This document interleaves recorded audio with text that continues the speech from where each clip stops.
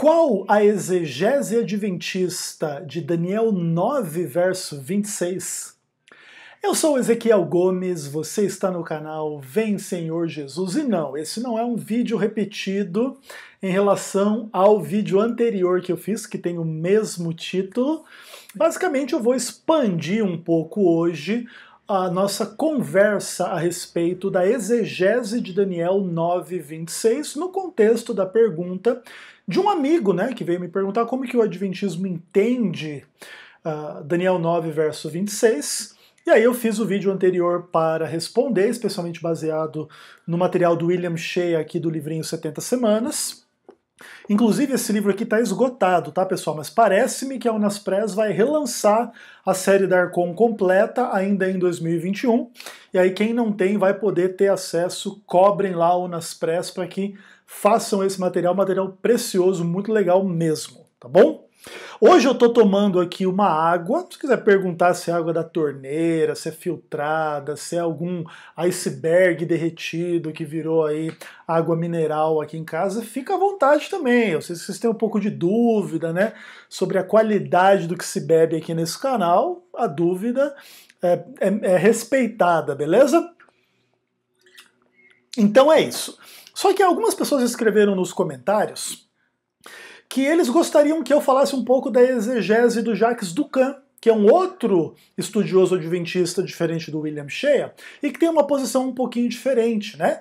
Eu falei, pô, uma ideia muito boa, até porque no vídeo anterior eu mencionei que o Adventismo tem pelo menos duas exegeses de Daniel 9, 26, trabalhando ali algumas questões a respeito do povo do príncipe que há de vir, se aquilo ali tem que ver com esse príncipe, algum romano, alguma coisa aí, o líder desse povo que vai destruir Jerusalém e o templo, ou como no caso do William Shea, que coloca que o povo do príncipe que há de vir é o povo judeu, o príncipe que há de vir é Cristo, e o povo judeu teria destruído Jerusalém e o templo através da sua infidelidade a Deus, acima de tudo, e também aí em relação, né, à sua sedição contra os romanos, né, que é a causa imediata mais específica da destruição de Jerusalém no ano 70, beleza? Então é isso. Então hoje eu vou fazer a leitura de um material do livro do Jacques Doucan chamado Segredos de Daniel, inclusive publicado pela Casa Publicadora Brasileira, link na descrição para quem quiser comprar o livro, recomendo para todo mundo. Inclusive quando eu comprei esse livro, eu comprei quando eu fui para a Argentina. Comprei os Segredos de Daniel e os Segredos de Apocalipse em espanhol lá na época, né? Inclusive a gente já tinha esse material traduzido para espanhol muito tempo antes da Casa Publicadora traduzir Segredos de Daniel para o português. Eu acho que Segredos do Apocalipse nem é traduzido ainda. Se eu não me engano, fica a dica aí para a Casa Publicadora, beleza?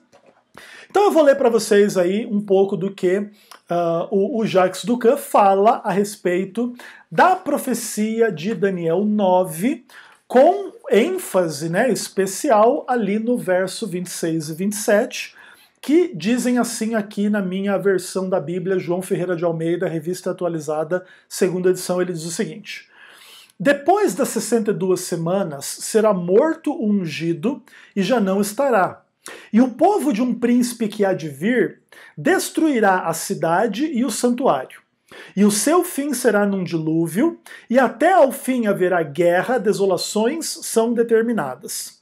Ele fará firme aliança com muitos por uma semana, na metade da semana, fará cessar o sacrifício e a oferta de manjares, sobre a asa das abominações virá o assolador, até que a destruição que está determinada se derrame sobre ele, ok? Então esses são os versos aqui que a gente quer fazer a exegese. E lembrando também que sempre é muito desafiador a gente fazer exegese bíblica ou estudar a exegese bíblica no contexto de vídeo do YouTube, né? Você precisa ter bastante atenção em tudo aquilo que a gente está falando, e por isso, em geral, né, exegese se faz lendo e escrevendo com o texto, né? E não com vídeo. Mas a gente vive em tempos modernos e a gente vai usar o YouTube para quê, né? Para colocar vídeo de gatinho e cachorrinho? Não, né? Aqui você vai ver o que? Exegese bíblica, tá bom? Maravilha. Então, vamos lá ver o que o nosso amigo Jacques Doucan, estudioso erudito adventista, tem a nos dizer a respeito deste tema, e ele diz o seguinte: A vinda do Messias. A vinda do Messias era esperada, então, por volta das 69 semanas de anos, ou seja, a partir de cerca de 483 anos, a partir do ponto de partida, em 457 a.C. Então Jacques Ducan mantém a leitura adventista tradicional que o início das 70 semanas, e inclusive o início das 2.300 tardes e manhãs, é 457 a.C. Aí ele continua. Assim, a 70ª semana seria a partir do ano 27 da nossa era. Beleza? Muito legal. O aparecimento de um indivíduo chamado Christos, tradução grega da palavra ungido ou Messias, marcaria esse ano. Este é precisamente o ano quando Jesus foi batizado e ungido pelo Espírito, conforme Lucas 3, versos 21 e 22. Lucas data o evento no 15º ano do reinado de Tibério César, em Lucas 3, verso 1. Jesus inaugurou seu ministério como Messias ao ler publicamente o texto de Isaías a respeito da descrição de sua própria obra, em termos do jubileu. Aí ele cita, Lucas 4, 18 e 19, que é uma citação de Isaías 61, que diz lá, o Espírito do Senhor está sobre mim, porque me ungiu para evangelizar os pobres, enviou-me a proclamar libertação aos cativos, restauração da vista aos cegos, para pôr em liberdade os oprimidos e apregoar o ano aceitável do Senhor. Aí ele continua dizendo, ao mencionar o jubileu, Jesus se situa diretamente na perspectiva da profecia das 70 semanas, que lembra que eram 490 semanas de anos, ou 490 anos, 70 semanas, ok? Muito legal. E aí ele diz assim, a qual descreve o mesmo evento também em termos de um jubileu. Então, 490 anos, ou 49 semanas de ano, como você quiser ler, seriam então o jubileu, E aí, quando Jesus, então, ele vem no seu ministério, ele é batizado, ele entra na sinagoga e ele diz que está se cumprindo a profecia de Isaías 61 na vida dele, ele está se colocando no fluxo do cumprimento da profecia de Daniel 9, na 70ª semana, hein? Inclusive, para dizer que a exegese dispensacionalista está absolutamente equivocada, ok? Beleza. Aí ele diz assim, desse modo Jesus define a si mesmo como cumprindo a profecia. Então Jesus passou a dizer, hoje se cumpriu a escritura que acabais de ouvir. Lucas 4, verso 21. Aí agora ele vai comentar a respeito da morte do Messias. O texto da profecia das 70 semanas vai tão longe a ponto de predizer a morte do Messias. Após 62 semanas, o ungido será cortado. No meio da semana fará cessar o sacrifício e a oferta. Aí ele diz assim, o texto traduz a violência implícita na morte do Messias pelo verbo cortar, karat na forma nifal, no passivo. É interessante que o verbo nesta forma normalmente designa, nas partes legais do Pentateuco, uma pessoa condenada à morte. O verbo está em um tempo que implica uma ação brutal e definitiva, no tempo imperfeito no hebraico. Mas as escrituras também descrevem a morte do Messias em termos levíticos.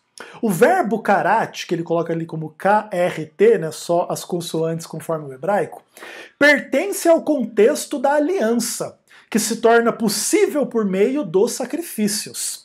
Em hebraico, o verbo karat sempre acompanha a palavra aliança. Veja, por exemplo, Gênesis 15, verso 18, Jeremias 34, verso 13. Pois em hebraico, a aliança é cortada. É o verbo karat. Então, quando se diz lá, e o Messias será morto, e o ungido será morto, o ungido será karat. E essa é uma palavra usada em associação com a aliança, porque a aliança é karat, ela é cortada, Ela é cortada ali no sangue que sela a aliança, Sejam o sangue dos animais lá no sacrifício, lá no culto patriarcal, etc. Lembra quando Abraão fez aliança com Deus, ou aliás, Deus fez aliança com Abraão, ele cortou os animais no meio lá e passou pelo meio e tudo mais, tudo muito interessante, Ok. Aí ele continua, em outras palavras, Daniel anuncia a morte do Messias em termos evocativos da aliança, que é expressa pela morte do cordeiro no sistema levítico. A introdução da profecia das 70 semanas já alude a isto, e sem mencionar, aliás, a introdução da profecia já alude a isso ao mencionar a expiação do pecado. Daniel 9, verso 24. Assim, a profecia identifica o Messias como o sacrifício da aliança. Semelhante ao cordeiro, sua morte tornava possível a aliança e garantia o perdão divino. Tudo isso era uma linguagem que os israelitas, vivendo no contexto onde o sacrifício era parte da vida diária, poderiam entender facilmente.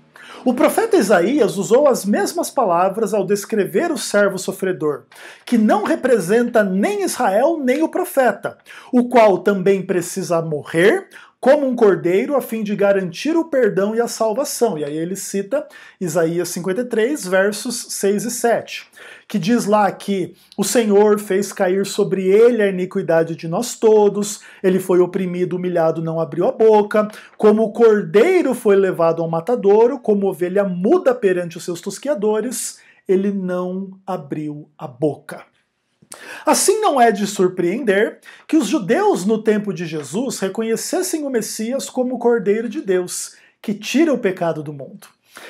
Interessante, né? Ele cita lá João 1, verso 29. Né? Então essa linguagem, né, de Jesus como cordeiro que tira o pecado é muito interessante e evoca, né, toda a discussão da aliança, do santuário, dos sacrifícios e tudo mais. E aqui está Daniel 9 colocando claramente as questões na 70ª semana, Jesus morrendo como um cordeiro sacrificial que faz uma aliança e que, por isso, né, faz cessar os sacrifícios no templo terrestre que deixam de ser necessários. Né? Então, quem enxerga nisso aqui o anticristo que faz um pacto com Israel e aí corta os sacrifícios do templo lá, do terceiro templo em Israel, simplesmente criam uma própria fantasia na sua própria mente, tá bom?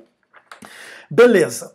Aí ele continua dizendo assim: os judeus da época de Jesus foram capazes de discernir nos sacrifícios diários oferecidos no templo uma prefiguração do Messias Salvador, uma sombra dos bens vindouros, Hebreus 10, verso 1. Aqui, naturalmente, o Jacques Ducan está falando de hebreus ou judeus cristãos, né? Então, aqueles judeus do primeiro século que creram em Cristo, identificaram Cristo como Cordeiro e discerniram, né, que os sacrifícios do templo eram uma prefiguração do grande sacrifício do Messias e Salvador, o próprio Jesus. Tudo bem? Beleza, aí ele continua. Consequentemente, a morte do Messias deveria resultar na anulação dos sacrifícios. Ora, onde há remissão destes, já não há mais oferta pelo pecado. É Hebreus 10, verso 18. Exatamente como o profeta Daniel havia predito. Fará cessar o sacrifício e a oferta de manjares. Daniel 9, 27. Portanto, a morte do Messias deveria ocorrer no meio da 70ª semana. Meio é a melhor tradução do termo hebraico, hatsi, em vez de metade, conforme algumas versões parecem inferir. Em certos contextos, a palavra significa metade, porém numa situação que envolve um período de tempo, ela sempre significa meio, como é o caso de nossa passagem. Veja também Êxodo 12, verso 29, Josué 10, verso 13, Juízes 16, verso 3, Rute 3, verso 8 e Salmo 102, verso 24. No meio da semana significa 3 anos e meio após o ano 27, que é o ano 31, que seria então o ano da crucifixão. O tempo e o significado da morte de Jesus concordam perfeitamente com a profecia de Daniel 9. Então, muito interessante, ok? Deixando claro aí as discordâncias da exegese adventista em relação à exegese dispensacionalista e colocando Cristo no centro e no coração de Daniel 9, o Messias morto, beleza?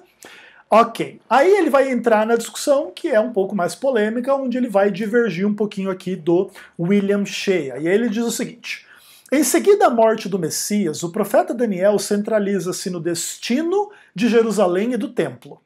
E o povo do príncipe agressivo destruirá a cidade e o seu santuário. Seu fim será numa inundação. Até o fim da guerra estão decretadas desolações. E nas asas das abominações, desolação até o fim. E então o que foi decretado será derramado sobre o poder desolador. Aqui é a própria tradução do Jacques Ducan. Okay? Ele coloca, inclusive, aqui que é uma tradução literal, apesar, né, das problemáticas que existem em relação a esse tipo de questão de tradução e o que é uma tradução correta ou não correta, literal ou não literal, e se a tradução melhor é literal ou é dinâmica e tudo mais. Ok, seja como for, veja que ele traduz com uma expressão um pouco incomum, né, para a maioria das pessoas. O príncipe agressivo destruirá a cidade. Lembra que o William Shea traduz um príncipe que há de vir, né? Ou, aliás, o príncipe que há de vir. Então aí você vai ter uma discussão naturalmente do hebraico, e a gente não vai entrar nisso nesse momento, e aí ele continua explicando, ele diz o seguinte: a profecia é bastante clara. Ela se refere à queda de Jerusalém e à destruição do templo, mas não data o evento. A profecia das 70 semanas restringe os dados cronológicos ao evento do Messias. Ela apenas nos informa que haverá guerras, desolações e abominações, e que esta tragédia ocorrerá cronologicamente em algum tempo depois da morte do Messias, ok? Então o elemento de tempo aí ele é mais específico em relação à morte de Cristo do que em relação, no caso, à destruição de Jerusalém e do templo, beleza? Fechou. Aí ele continua. Um forte consenso na tradição judaica reconhece que esta profecia se refere aos romanos que, entre aspas, inundaram a cidade e devastaram o templo, resultando em uma desolação. Flávio Joséfo, que aparentemente testemunhou o evento, o Talmud e grandes rabinos medievais como Rashi e Ezra, todos concordam que devemos aplicar esta visão profética ao cerco de Jerusalém pelas legiões de Vespasiano e finalmente por Tito no ano 70 da nossa era, ok? Beleza, então tá tudo certo por aqui. Aí ele continua. Note que a profecia não cita o evento como uma punição de Deus sobre o povo. Todas as referências à história de Jerusalém, sua reconstrução como sua destruição, servem como marcos para situar o evento do Messias. Os romanos, no entanto, ela denuncia como sendo o mal. O verbo destruir, em Daniel 9:26, também aparece em Daniel 8:24, tendo como seu sujeito o poder maligno do chifre pequeno. Além disso, os romanos são objeto direto da retribuição divina que será derramada sobre eles. Uma linguagem que sugere Deus como agente. Agora, se o texto implica numa possível conexão entre a queda de Jerusalém e os pecados de Israel, isso nunca sugere no fim do povo judeu como faz em relação aos romanos. Apenas menciona sobre a conclusão do sistema sacrificial e implica no fim da teocracia judaica, visto que o último rei davídico se assenta agora sobre o trono celestial. Mas o povo judeu sobrevive e ainda continua adorando e testemunhando do Deus de Abraão, Isaque e Jacó, e de Daniel. Muitos dentre eles reconheceram a Jesus como seu Messias e deste modo levaram o antigo testemunho às partes distantes do mundo. Então o que ele está querendo dizer aqui basicamente é o seguinte, é que a profecia se refere aos romanos em algum momento, se não no verso 26, com certeza no verso 27, aí ele diverge da leitura do William Shea em relação ao verso 26, que aqui ele vê de uma forma mais assim, vamos chamar, comum e mais tradicional, inclusive em harmonia com alguns evangélicos, que o povo do príncipe que há de vir, esse príncipe que há de vir seria o general romano, alguma coisa do tipo assim, e os romanos vão ser destruídos e tudo mais, beleza. Mas ele deixa claro que ele entende da seguinte forma, que isso não quer dizer que Israel chegaria a um fim quando essa profecia se cumprisse. Quem vai ser destruído são os romanos, não os judeus. E ele diz, né, que os judeus vão sobreviver a esses eventos todos, a própria destruição de Jerusalém, e vão continuar testemunhando do Deus de Abraão, Isaac e Jacó. É importante também a gente lembrar que o Jacques Ducan é um adventista com descendência, né, ou ascendência judaica, então ele trabalha um pouco essas questões, né, tudo muito interessante. Tipo como se fosse um Sérgio Monteiro, assim, lá da Andrews, né? Alguma coisa do tipo assim. O cara que tem a ver, assim, ou se conecta com essas coisas judaicas, mas é adventista. Beleza? Ok, aí ele continua dizendo o seguinte. Agora, aliás, já passei isso aqui. Ok, aí ele vai citar agora o verso 27. A aliança. É digno de nota que o profeta Daniel não descreve a obra do Messias como uma nova aliança, mas ao contrário, como um fortalecimento da aliança original. A passagem usa a palavra fazer firme ou reforçar a aliança.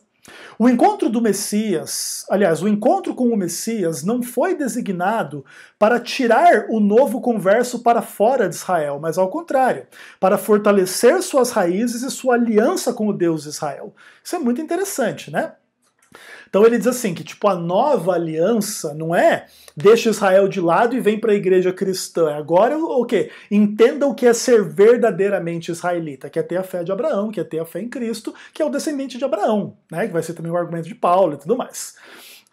Inclusive aí tem um pouco dessas discussões, né? Paulo não deixou de ser judeu, ele agora simplesmente é um judeu cristão, né? E o cristão originalmente é um judeu e não um anti-judeu.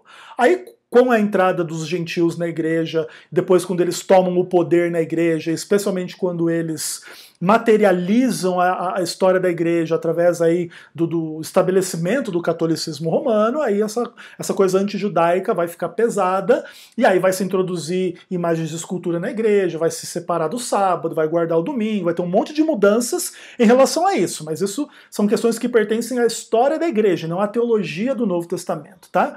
Que permanece essencialmente judaica, conquanto aprofundada, transformada, iluminada e universalizada em Cristo, no Evangelho, para levar esse Evangelho ao mundo todo, a todas as pessoas, independentemente de serem judeus ou gentios. Beleza? Fechou. Aí ele continua dizendo assim. Além disso, esta aliança se refere a muitos, um termo técnico que conota a ideia de universalidade. Assim, a aliança não é apenas fortalecida com muitos judeus, mas também é estendida a muitas nações, ou seja, a todas as nações. Em contraste com o evento da queda de Jerusalém, este evento está situado no templo, pois diz respeito ao Messias. Ele fortalecerá a aliança com muitos uma semana. Essa é a tradução literal segundo Jacques Ducan. A profecia, então, nos leva ao fim da última das 70 semanas, que se deu no ano 34 da nossa era.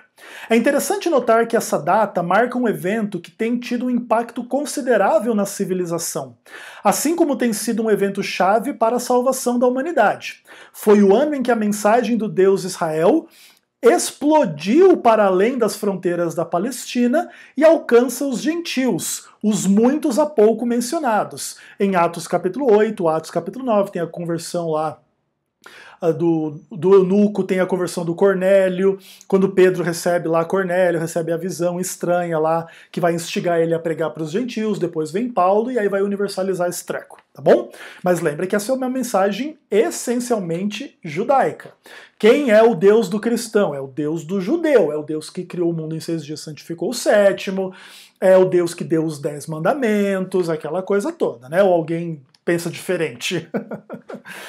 Beleza. Aí ele continua dizendo assim, porém, muitos cristãos, em vez de prestar atenção ao que o Messias havia... Em vez de prestar atenção ao que o Messias havia feito em favor do mundo, incluindo primeiramente aos judeus, preferiram especular e capitalizar em cima do que eles consideraram que Jesus estava fazendo contra os judeus. Os cristãos se referiram à profecia das 70 semanas para justificar seu antissemitismo visceral. Ironicamente, a visão que fala de esperança e amor se tornou o pretexto para a pregação sobre a rejeição dos judeus, a maldição divina sobre os judeus, o ultimato de Deus contra Israel, quando em nenhum lugar do texto da profecia se sugere tal contexto e tal conceito. O Novo Testamento não apoia esse ensino, pelo contrário, Paulo pergunta: terá Deus todavia rejeitado o seu povo? A resposta: de modo nenhum. Porque eu, Paulo, também sou israelita, da descendência de Abraão, da tribo de Benjamim. Deus não rejeitou o seu povo, a quem de antemão conheceu. Inclusive, isso é um ponto interessante, né? A leitura adventista, sendo contrária à leitura dispensacionalista, integra a existência de Israel e da igreja, e não separa a existência de Israel e da igreja, que é a origem de muitos dos erros dos dispensacionalistas, né? Que tem uma mensagem super conveniente para a maioria dos cristãos, tipo, você tem todas as promessas do Deus da Bíblia, mas não tem que guardar o sábado, pode comer carne de porco, pode fazer tudo que Deus mandou não fazer, ou muita coisa que Deus não mandou não fazer lá no Antigo Testamento, porque agora estamos numa nova dispensação. Tipo, se torna uma desculpa para você fatiar a Bíblia, dizer o que você aceita, o que você não aceita, transgredir o que você não aceita na cara de todo mundo e dizer que eu sou o povo escolhido porque eu estou numa nova dispensação e Deus deu um caminho lá para os judeus e eu dei outro para mim, e o judeu tinha que guardar o sábado, eu não tenho que guardar o sábado. O judeu não podia comer carne de porco, eu posso comer carne de porco. E agora o cristão, ele acha que o propósito aí das dispensações é lhe permitir ser infiel a coisas que Deus deixou claro que ninguém poderia ser infiel, né? Como, por exemplo, a questão da guarda do sábado, que é um dos 10 mandamentos. Não tem nem o que questionar. Pessoa que não entende que os 10 mandamentos são a lei de Deus para a humanidade, fica difícil, né, pessoal? Isso também não quer dizer que não existam complexidades na relação entre os 10 mandamentos e a realidade, o mundo. Por exemplo, não matarás, mas aí tem a legítima defesa. Sei lá, tipo, tem milhões de questões. Todavia, que a lei de Deus é a lei de Deus para a humanidade, para todos os homens, é óbvio. Até porque, por que Deus iria dizer que um povo não pode adulterar, os demais podem? Não, tem um povo aqui que não pode mentir, os demais está liberado, pode mentir à vontade. Não, tem um povo aqui que tem que guardar o sábado, os demais que se exploda, não precisa guardar o sábado. Não faz nenhum sentido esse tipo de questão, ok? Conquanto esses argumentos sejam trabalhados muito no universo dispensacionalista para justificar a sua própria infidelidade e carnalidade contra a lei de Deus, que é o que realmente acontece. Beleza? Ok. E aí ele diz o seguinte: que poucos textos depois desse, né, que Paulo diz que Deus não rejeitou o seu povo, em Romanos 11, o apóstolo recorre a um princípio rabínico chamado do mérito dos pais, né, a fim de voltar à mesma observação, dizendo que quanto, porém, à eleição, os patriarcas são amados, porque os dons e a vocação de Deus são irrevogáveis. Então, se Deus elegeu o povo de Israel para ser o seu povo e os dons são irrevogáveis, Israel não deixou de ser o povo de Deus, ok? Conquanto quem rejeita o Messias deixou de ser Israel. Aí sim, ok? Então o Israel que nega o Messias deixa de ser israelita, ok?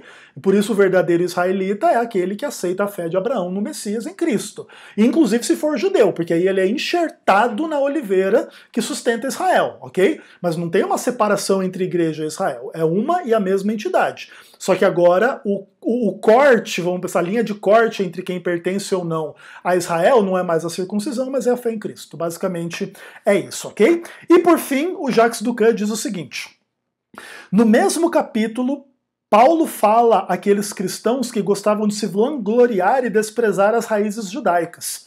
Paulo adverte: não te glories, sabe que não és tu que sustenta a raiz, mas é a raiz que sustenta a ti. Romanos 11, verso 18. Aqui o apóstolo revela e denuncia uma força motriz por detrás do antissemitismo, um desprezo pelas raízes judaicas. E porque eles mesmos rejeitaram os judeus, tais indivíduos envolvem Deus em seu julgamento, e assim justificam sua teologia ao declarar que foi Deus que rejeitou os judeus.